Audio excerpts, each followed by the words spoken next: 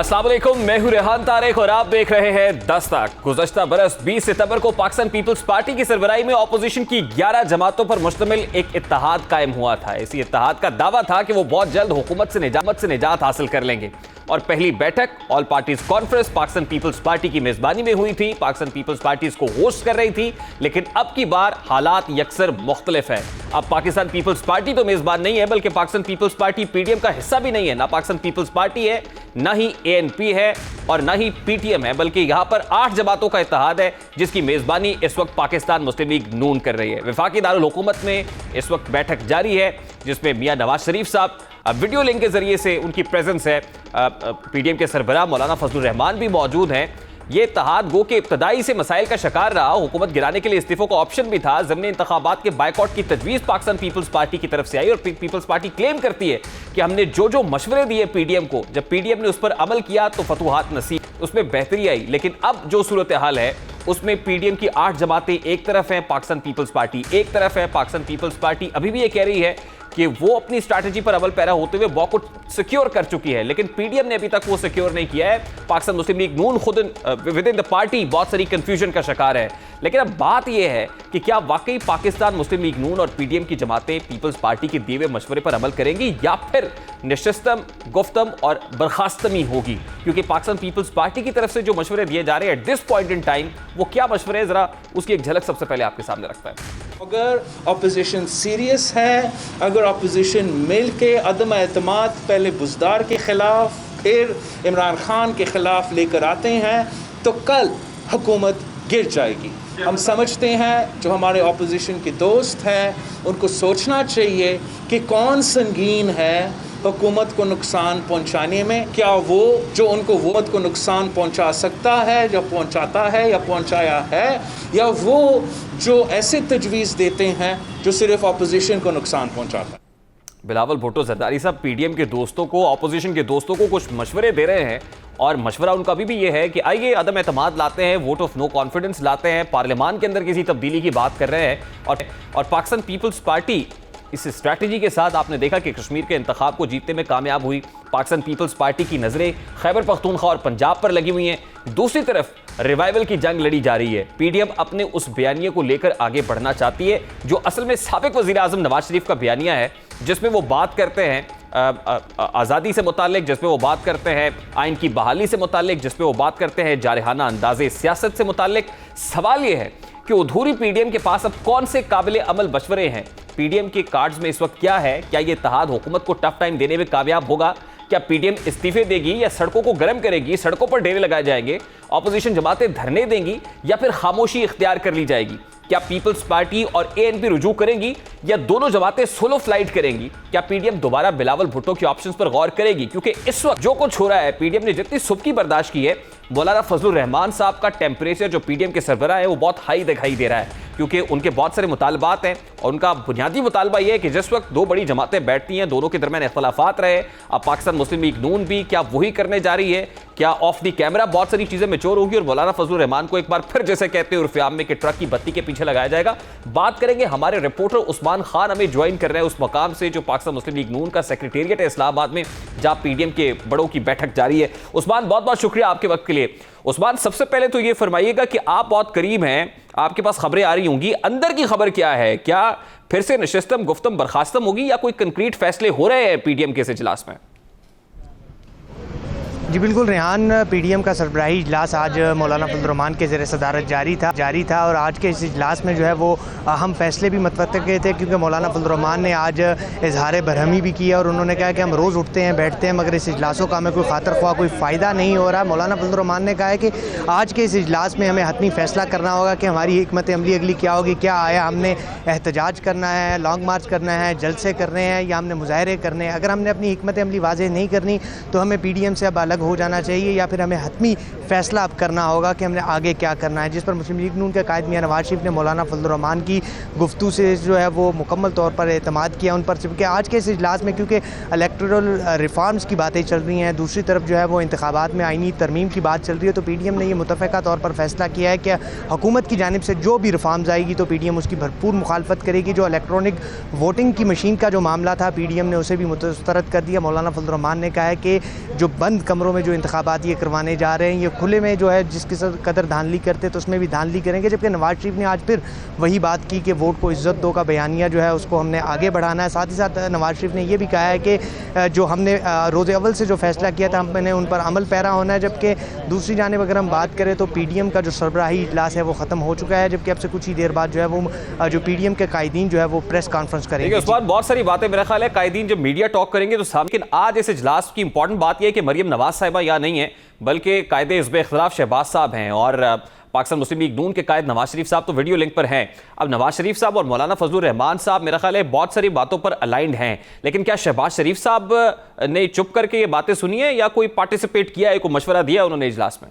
रेहान, मरियम नवाज़ आज के इजलास में भी शरीक थी और मरियम नवाज़ वीडियो लिंक से शरीक थी और उन्होंने भी आज के इस इजलास में मुकम्मल तौर पर जो मियाँ नवाज शरीफ का बयानिया था उसकी हिमायत की। और मियाँ मोहम्मद नवाज शरीफ ने भी आज के इस इजलास से कबल मौलाना फजलुर रहमान से टेलीफोनिक रब्ता किया था और उसमें भी मियाँ नवाज शरीफ ने मौलाना फजलुर रहमान को कहा था आपके इजलास में आप जो फैसला करेंगे मैं और मेरी पूरी जुमात जो है वो आपके उस फैसले की हिमायत करेंगी।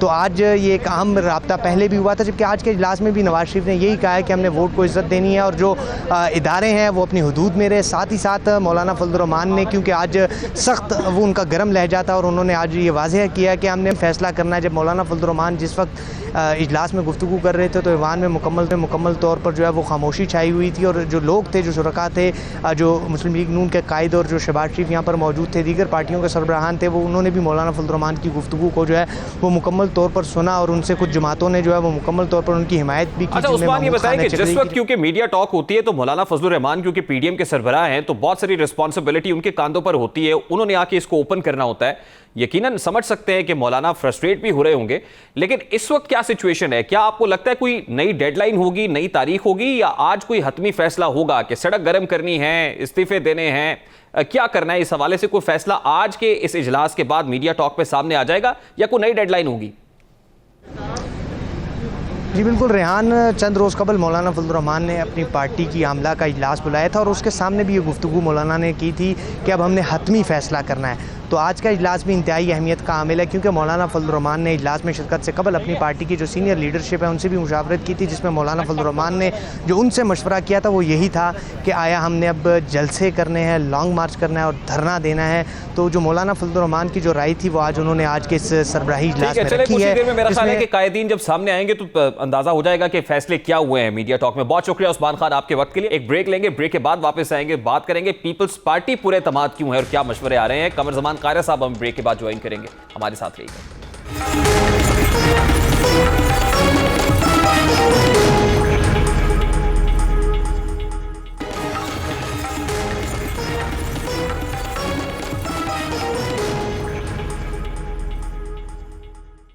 इजलास के बाद PDM सरबराह मीडिया से बात कर रहे थे। एक नया स्केजुअल सामने आया है। मौलाना फजलुर रहमान की गुफ्तगू आपने सुनी, शहबाज साहब मीडिया टॉक कर रहे थे। 21 अगस्त को स्टीयरिंग कमेटी का इजलास बुलाया गया है। 28 अगस्त को कराची में सरबराही इजलास होगा और 29 अगस्त बरोज इतवार कराची में PDM एक जलसा करने जा रही है। साथ ही साथ पार्लियामेंट के अंदर मौजूद अपोजिशन को जो दाखिली और खारजी सूरत हाल है उस पर एतमाद में लेने से मुताल्लिक कहा गया है। EVM के ऊपर भी बात हुई है, इलेक्टोरल रिफॉर्म से मुताल्लिक भी बात हुई है, लेकिन बुनियादी तौर पर PDM ने आज आइस ब्रेकिंग की है, एक बार फिर से रिवाइव होने की कोशिश कर रही है। एक नया स्केजुअल सामने आया, लेकिन बात वही है कि क्या एक बार फिर से, जिसे उर्फ़-ए-आम में कहते हैं, ट्रक की बत्ती के पीछे लगाया जा रहा है, आवाम को एंगेज करने की कोशिश की जा रही है। इस मामले पर बात करेंगे। इस वक्त स्टूडियोज में हमें सीनियर साफ़ी तज्ज़ियाकार सलीम बुखारी साहब ने ज्वाइन किया है। अस्सलाम वालेकुम बुखारी साहब, बहुत बहुत शुक्रिया आपके वक्त के लिए। बुखारी साहब, आपने मौलाना को सुना, शहबाज साहब आज PDM इजलास के अंदर मौजूद थे, वीडियो लिंक पर मरियम बीबी भी थी और कायद नवाज शरीफ साहब भी थे। तो बताइएगा कि ये जो आज एक बार फिर से स्केजुअल अनाउंस हो गया है, क्या फिर से वही तारीखें हैं, वही डेडलाइंस हैं और नशस्तम गुफ्तम बर्खास्तम ही होगा? पहली बात तो है कि आपने जो कहा कि ट्रक की बत्ती के पीछे लगा दिया, मेरे ख्याल से ये बेस्ट एक्सप्रेशन है पूरी सूरत हाल को सम अप करने के लिए। तो I fully agree with you what your observation is. लेकिन दो तीन बातें मुझे और अर्ज़ करनी है। एक बात तो ये है कि मेरे ख्याल से ये एक डेस्परेट कोशिश है PDM को रिवाइव करने की। ये नून लीग, JUI, ये तो पहले भी एक पेज पर थे, अब भी एक पेज पर हैं। इसमें जान उस वक्त तक नहीं आएगी जब तक पीपल्स पार्टी वापस नहीं आएगी इसमें। उसकी तरफ आज के इस इजलास से अभी बज़ाहिर कुछ पता नहीं चलता है कि उन्होंने, लेकिन ये मुझे अपने तौर पर पता है कि बैकडोर में पीपल्स पार्टी की लीडरशिप के साथ रवाबत है, और वो जब तक इस फोल्ड में नहीं आएगी इसका कोई इम्पैक्ट अच्छा, अभी कायरा साहब, क्योंकि मुझे बताया जा रहा है हमारे साथ लाइन पर है, ये सवाल हम उनसे रखेंगे। तो बुखारी साहब, आपको क्या लग रहा है, पाकिस्तान पीपल्स पार्टी तो जो सोलो फ्लाइट कर रही है उसमें काफ़ी कामयाबी मिल रही है, लेकिन पीडीएम इस वक्त फ्रस्ट्रेटेड है? क्या ये फ्रस्ट्रेशन में इजलास बुलाया गया है, बहुत सारी बातें अधूरी छोड़कर एक नए इजलास पर डाल दी गई हैं, क्या ऐसा समझा जाए? मेरे ख्याल से इसको इस तरह से देखें कि जो बिलावल भुट्टो जरदारी साहब के रिसेंट स्टेटमेंट्स हैं उसमें ये बात फिर से की जा रही है कि जब तक अपोजिशन जो है वो एक पेज पर नहीं होगी, एक साथ नहीं होंगे, तो कोई इफेक्टिव मूवमेंट नहीं चलाई जा सकती। ये खुद बिलावल साहब का कहना है। क्योंकि बुखारी साहब, बिलावल साहब के बहुत सारे खदशात भी हैं। मैं प्रोड्यूसर साहब से कहूँगा जरा बिलावल साहब के शॉर्ट्स आप जो है वो जरा लाइन अप कर ले, वो हमने चलाने हैं, लेकिन बुखारी साहब आप कंटिन्यू करें, आपकी क्या रिजर्वेशन? हाँ, मेरे ख्याल से उनको ये रियलाइजेशन मौजूद है कि जो इम्पैक्ट बना था पीडीएम का वो फिजल आउट हो गया, चाहे उसके जिम्मेदार नून लीग है, चाहे उसकी जिम्मेदार पीपल्स पार्टी है, ये तो पार्टियां आपस में तय करेंगी। अच्छा, एक और खदशे का इजहार जो बिलावल साहब कर रहे हैं बड़े कॉन्फिडेंटली, जरा आप प्रोड्यूसर साहब सुनवाइएगा। अगर अपोजिशन सीरियस है, अगर अपोजिशन मिल के अदम एतमाद पहले बुज़दार के ख़िलाफ़ फिर इमरान खान के ख़िलाफ़ लेकर आते हैं, तो कल हुकूमत गिर जाएगी।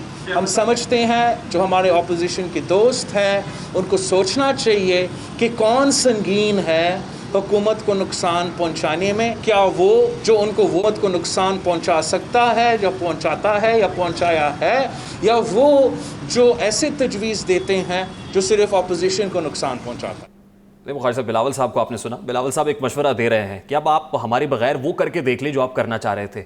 तो क्या अब पीडीएम वो करेगी जो बिलावल साहब की मौजूदगी में नहीं कर पा रहे थे, वो धरना देना हो या वो कोई इस्तीफे देने हो, क्या इस तरह के ऑप्शन पर भी गौर कर? मेरे ख्याल से इसमें एक छुपी बात और भी है, और वो मैं अब समझता हूँ कि चूंकि मैच्योर हो रहे हैं इसलिए वो थोड़ी सी सेंसिबल गुफ्तगू जिसको आप कह लें, मैं माज़रत चाहता हूँ अगर ये एक्सप्रेशन किसी को पसंद ना आए, लेकिन वो मैच्योरिटी दिखा रहे हैं।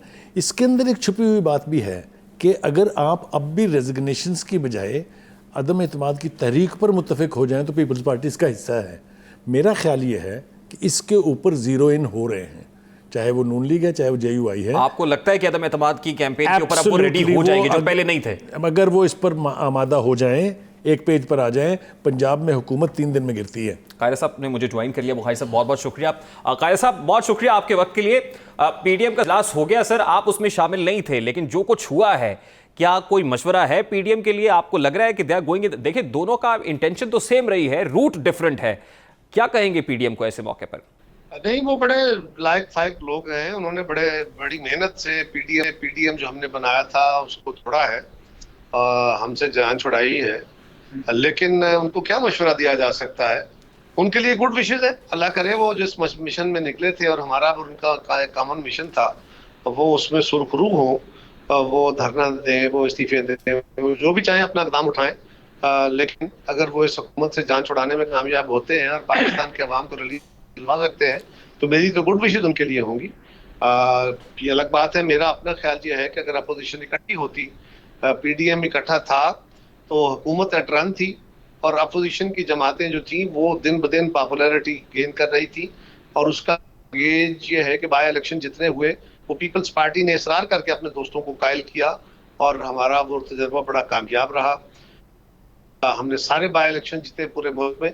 इसी तरह सेनेट का था, सेनेट के अंदर भी हमने अपने दोस्तों को, ये तो बड़ा इसरार करते थे कि उससे पहले इस्तीफे दें, हमने इनको कायल किया और उसके नतीजे में हुकूमत जो है वो बहुत कमज़ोर हुई। उसके बाद फिर बड़ी जल्दी में, बड़े उतावलेपन में शायद खाकान अब्बासी साहब ने और उनके कुछ दोस्तों ने मिलकर और हमें एम्बैरस किया, वहाँ से निकाला। जो इल्ज़ाम हम पे लगाया वो इंतहाई भोदा और गलत इल्ज़ाम था, लेकिन उसके बाद फिर आप देखा कि हुकूमत जो है वो अब नारे मारना शुरू हो गई कि अब तो जी आप अगला इलेक्शन भी हम जीतेंगे, फलां करेंगे। कश्मीर का इलेक्शन वो जितवा दिया गया उनको, लेकिन सारी कोशिशों के बावजूद अगर पीडीएम इकट्ठी होती तो कश्मीर में 4 सीटें नहीं मिलनी थी इमरान खान साहब। कायरा साहब, at this point in time हुकूमत को घर भेजना या हुकूमत से जान छुड़ाना स्ट्रैटेजी या हिकमत अमली का हिस्सा होना चाहिए, क्योंकि खुद बिलावल भुट्टो साहब कह चुके कि किसी भी वक्त इंतखाबात हो सकते हैं। तो क्या अब सारी की सारी एनर्जीज और फोकस ये होना चाहिए कि हुकूमत से जान कैसे छुड़ानी है, या फिर इंतखाबात की तैयारी पर फोकस करना चाहिए? पीडीएम बना क्यों था? फौरी तौर पर हुकूमत का खात्मा किया जा सके एक आईनी तरीके से, और उसके लिए हमने तय किया था, लिख के एक चार्टर लिखा था कि हम जल्द से जुलूस, आर्मी रैलियां, असम्बलियों के अंदर बाहर दाओ, और इनके खिलाफ अदम एतमाद पड़ी तो इस्तीफों का ऑप्शन इस्तेमाल करेंगे ताकि ये हुकूमत से जान छुड़ाई जा सके। हमने हुकूमत की चूल्हे हिला दी थी सेनेट के इलेक्शन तक, भले उन्होंने डाका मार के हमसे चेयरमैनशिप छीन ली, लेकिन हुकूमत बिल्कुल हिल के रह गई थी। और हम बड़ी आसानी से, अगर हमारे साथी मान जाते तो हम बड़ी आसानी से पंजाब की हुकूमत से चलता कर सकते। कायरा साहब, उस वक्त तो पीडीएम के जो दीगर ज़ोमा थे वो ज्यादा जल्दी में थे। वो तो ये चाहते थे कि फौरी तौर पर रिजाइन दिया जाए, फौरी तौर पर इस्तीफों का एटम बम चलाया जाए और हुकूमत से जान छुड़ाई जाए। उस वक्त तो वो ज्यादा जल्दी में दिखाई दे रहे थे। इमरान खान साहब की जमात ने इस्तीफे दिए थे 2013-2018 की हुकूमत में, और मियां नवाज शरीफ साहब ने तकरीबन साल भर उनके इस्तीफे रखे थे। अगर वो भी रख के बैठ जाते क्या होता? करें आज ये हुकूमत हम गिरा दें, मिसाल के तौर पर आज हम सारे मुस्ताफी होते हैं और हुकूमत गिर जाती है, फिर क्या होगा? अगले 90 डेज में इलेक्शन होगा या 60 डेज में इलेक्शन होगा जी। कौन से कानून के तहत होगा? जो मौजूदा है। कौन से प्रकार से होगा? जो मौजूदा। कायरा साहब, अब भी जब भी इंतखाबात होते हैं वो जल्द या बदेर होते हैं, वक्त से पहले होते हैं या वक्त पर होते हैं, तरीकाकार तो अब भी वही होगा। अब हुकूमत का अपना इरादा नहीं है, जिस चीज पे वो आगे हट करना शुरू हो गए हैं, जिस तरीके कार के ऊपर वो बैठे हुए हैं, ना उस पे इलेक्शन कमीशन तैयार है, ना उस पे अपोजिशन की जमातें तैयार है। वो सिर्फ अपने ख्वाब जो है उसको अमली ताबीर देना चाहते हैं, तो वो तरीकाकार तो नहीं है। लेकिन हम जो अपोजिशन की जमातें कहते थे कि हमें इन इलेक्टोरल लॉज पे, इस प्रोसेस पे यकीन नहीं है, इसको रिफॉर्म होना चाहिए, तो उसका तरीकाकार क्या होगा? अगर इनके बकौल मौलाना फजलुर रहमान साहब और मियां नवाज शरीफ साहब के कहने के मुताबिक अगर इस्तीफे हो जाते, पहली बात तो यह है कि वो इस्तीफे कबूल ना करते, फिर वो आस्ता आस्ता पार्शली कबूल करते और पार्शली बाई इलेक्शन में चले जाते, तो बाई इलेक्शन भी हो जाते। तो जो चीज वो करना चाह रहे थे वो एक तात्तुल था। हम निजाम को तात्तुल में डाल के, बिल्कुल ठीक है कायरा साहब, ये बात तो तय है कि इन्हीं कवानीन के तहत इलेक्शंस होने हैं, और पाकिस्तान पीपल्स पार्टी ये कहती है कि इलेक्शंस कभी किसी भी वक्त हो सकते हैं। और फिर चेयरमैन पीपल्स पार्टी तो ये भी कह रहे हैं कि अगले इंतखाबात में हमारी विफाक में हुकूमत होगी। अगर इसी तरीक़ाकार के तहत इंतखाबात होते हैं तो फिर आपको ये यकीन कैसे है कि विफाक में आप हुकूमत बना लेंगे? देखिए, आप तो हमें कहीं कंसिडर नहीं कर रहे थे कश्मीर के अंदर, तो कश्मीर हमारी 11 सीटें आ गई और हमारी 4 सीटें वो हैं जो 500 वोटों के आगे पीछे हमसे छीनी गई हैं। तो अगर हमारी वो सीटें छीनी जाती तो हम तो आज 15 सीटों के साथ आधी असम्बली हमारी होती। सो गुजारिश ये है कि हम अगर कह रहे हैं कि बलूचिस्तान में हमारे साथी हमारे साथ लोग ज्वाइन कर रहे हैं क्योंकि वहाँ की ट्राइबल सोसाइटी है और वहाँ इलेक्टेबल ज़्यादा मैटर करते हैं, आइंदा चंद दिनों में इंशाल्लाह आपको पंजाब के अंदर भी सरप्राइज मिलेगा, इंशाल्लाह आप देखेंगे। तो हम ये नहीं कह रहे कि we will go on sweep everything, हम ये कह रहे हैं कि हम इंशाल्लाह बहुत अच्छा परफॉर्म करके हम सिंध से भी सीटें लेंगे, पंजाब से लेंगे, खैबर पख्तूनख्वा से भी लेंगे, और हमारी इत्तेहादी जमातें भी वो भी अपनी अपनी जगह अपनी स्ट्रेंथ लेके आएंगे और इंशाल्लाह हम। कायरा साहब, सवाल तो बड़ा सादा सा है ना सर, कि लोग भी वही है, मशीनरी भी वही है, मुक्तदिर हल्के भी वही खड़े हुए हैं, पाकिस्तान पीपल्स पार्टी इतने सरप्राइजेस कैसे दे रही है? कौन सा इसमें किसी मुक्तदर हल्के का क्या ताल्लुक है? हमने लोगों के वोटों के तहत इलेक्शन जीता ना कश्मीर में। आपका सर प्रिंसिपल स्टांस रहा है कि इंतखाबात में इदारों की मुदाखलत होती है, और ये पीडीएम के उस 26 नुकाती चार्टर का हिस्सा था कि हमने इदारों की मुदाखलत को खत्म करना है। ये तो आप मानते हैं ना सर? देखिए मेरे भाई, पीपल्स पार्टी से हमेशा इलेक्शन छीने गए, बाकी जमातें इस मुल्क में बिकॉज ऑफ एस्टेब्लिशमेंट आती रही। हम in spite of election commission आए हैं एस्टेब्लिशमेंट, जब भी हम आए हैं हमने उनका अपनी ताकत, अवामी ताकत के जोर पे आए हैं, और उस वक्त उनके तमाम तर कोशिशों के बावजूद हमने अक्सरियत हासिल की है। भले हमें वो जो रिक्वायर्ड होती थी या हमारी जो डिजर्विंग विक्ट्री होती थी वो हमें नहीं लेने दी जाती थी। यही तो मैं जानने की कोशिश कर रहा हूं सर कि पाकिस्तान पीपल्स पार्टी ने ऐसा क्या किया है कि सब कुछ आपकी फेवर में हो रहा है? एक मिनट, पहली बात यह है कि आज हम कश्मीर में हम जीते, 5 साल वहां मुस्लिम लीग की हुकूमत लोगों ने देख ली ना, उनकी परफॉर्मेंस क्या थी। 3 साल से उन्होंने इनकी परफॉर्मेंस भी देख ली, पाकिस्तान में इनकी क्या है। तो उसके बाद उनको पीपल्स पार्टी की परफॉर्मेंस को गेज करने का मौका मिला है कि पीपल्स पार्टी कहां खड़ी है, और अल्हम्दुलिल्लाह हमें उन्होंने वोट दिया है। हम उसी बुनियाद पे आज भी आ रहे हैं। ये कौन सी बात है? बाकी जमातें जो हैं अगर उनको कोई पॉपुलैरिटी मिलती है, उनके साथ कोई लोग जाते हैं, तो उनकी अपनी हैसियत है, और पीपल्स पार्टी अगर कोई कामयाबी अपनी मेहनत से, अपनी कुर्बानियों से हासिल करती है, तो हमारी तरफ फौरन ये अबरू के इशारे उठ जाते हैं कि जनाब हमें पता नहीं कहां से इशारे मिलने शुरू हो गए। कायरा साहब, मेहनत का समर तो उस सूरत में मिलता है ना सर कि जब लेवल प्लेइंग फील्ड होता है, तो ये बात तो फिर मानते हैं आपके लेवल प्लेइंग फील्ड तो सबके लिए, जो मेहनत करेगा वो समर समेट लेगा। अरे बिल्कुल, कौन कहता है? मैं कब कह रहा हूँ? नहीं। मैं तो ये कह रहा हूँ कि फांसियां हम चढ़, कोड़े हम खाएं, जेलें हम झेलें, पैट्रियट हमारे बने, इस इलेक्शन में भी साथी हमारे तोड़े जाएं, और फिर भी हम पे ये इल्जाम हो कि हम कोई इशारों पे खेलते हैं। इस वक्त पीडीएम दोबारा से रिएक्टिव होने की बात कर रही है, तो ऐसे में भी पाकिस्तान पीपल्स पार्टी के कुछ ऑफर्स ऑन कार्ड्स हैं, ऑन पेपर्स हैं, बात कर रहे हैं आप उनसे? बात नहीं कर रहे, ऑफर कर रहे हैं। पीडीएम की बात अगर करनी है तो उसके लिए पीपल्स पार्टी का मुतालबा ऑलरेडी मौजूद है। वो पीपल्स पार्टी को चाहिए, वो पीपल्स पार्टी अपना मुतालबा दे चुकी है, उसके ऊपर क्या बात की जा सकती है? कायरा साहब, ब्रेक लेने को कहा जा रहा है, I have to take a quick short break जी। ब्रेक के बाद वापस आते हैं, गुफ्तगू कंटिन्यू करेंगे, हमारे साथ रहिएगा।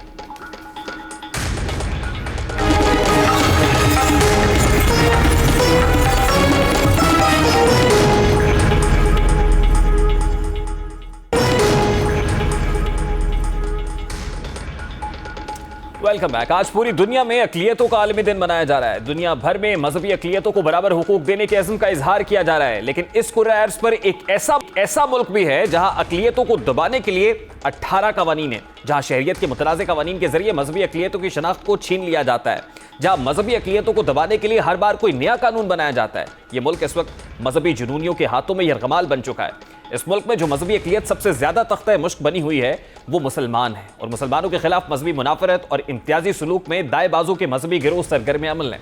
कुर्रा अर्ज़ पर मौजूद इस मुल्क को अक़वाम आलम भारत के नाम से जानती है। मुसलमानों के साथ नफरत का अंदाजा इस बात से लगाया जा सकता है कि जब करीना कपूर और सैफ अली खान ने अपने बेटे का नाम तैमूर रखा तो भक्तों ने इसे अमीर तैमूर कहकर ट्रोल किया। जोड़े के खिलाफ नफरत अंगेज मुहिम चलाई गई। दूसरे बेटे का नाम जहांगीर रखने पर जोड़े के खिलाफ ऐसी मुहिम चलाई गई कि उनका घर से निकलना मुहाल हो गया। करीना कपूर और सैफ अली खान, जो पूरे भारत के लिए सेलिब्रिटी थे, बच्चों के नाम रखने पर उनकी जिंदगी अजीरन बना दी गई। ऐसी सूरत हाल में आम मुसलमानों के हवाले से समझना ज्यादा आसान हो गया है। इन दिनों में दिल्ली में हज हाउस की तामीर पर खूब गर्मा गर्मी हो रही है। 2008 में दिल्ली हुकूमत ने मुसलमानों के लिए हज हाउस तामीर करने की मंजूरी दी। इसी हज हाउस के जरिए सालाना 20,000 से ज्यादा मुसलमानों ने मुस्तफीद होना था। इस हवाले से 5,000 मुरब्बा मीटर का एक प्लॉट भी मुख्तस किया गया। हुकूमत ने 94 अरब का बजट मंजूर किया, लेकिन आज 13 बरस गुजरने के बावजूद हज हाउस की एक ईंट भी नहीं लग सकी है, जिसकी बड़ी वजह हुकूमत पर शिद्दत पसंद गिरोहों का दबाव और धमकियां हैं। लेकिन गुज़श्ता चंद दिनों से भारत में हज हाउस की तामीर के मामले पर खूब गर्मा गर्मी हो रही है। नई दिल्ली में जंतर मंतर के इलाके में इंतहा पसंद गिरोहों की जानिब से बड़ा एहतजाजी मुजाहिरा किया गया है। ओपन माइक सेशन के दौरान मुसलमानों के खिलाफ नफरत आमेज तकारीर और नारेबाजी हुई। जय श्री राम, जय श्री राम। हज हाउस बंद करो। क्यों हज हाउस बना रहे हो यहाँ पे? क्यों बना रहे हो? अपने पैसों से खरीद। अगर केजरीवाल में दम है तो हम केजरीवाल से ये दुर्विरोध करते हैं कि ये हज हाउस यहाँ हम बनने नहीं देंगे, बिल्कुल भी नहीं बनने देंगे। हमारे गुरुद्वारों में क्यों गार्ड खड़े रहते हैं? तो टैंक बम्बई में खड़े हुए हैं बाहर मंदिरों के कि कोई हमला ना हो जाए। जब बंटवारा धर्म के नाम पे होता तो यहाँ पे क्या हक है मुसलमानों का? कोई हक नहीं है मुसलमानों का यहाँ पे। पूरी दुनिया को भारत के इस मखलू चेहरे को देखना होगा। ये तो था आज का दस्तक। आपसे मुलाकात होगी इंशाल्लाह कल। अपना रखिएगा ख्याल। अल्लाह हाफ़िज़।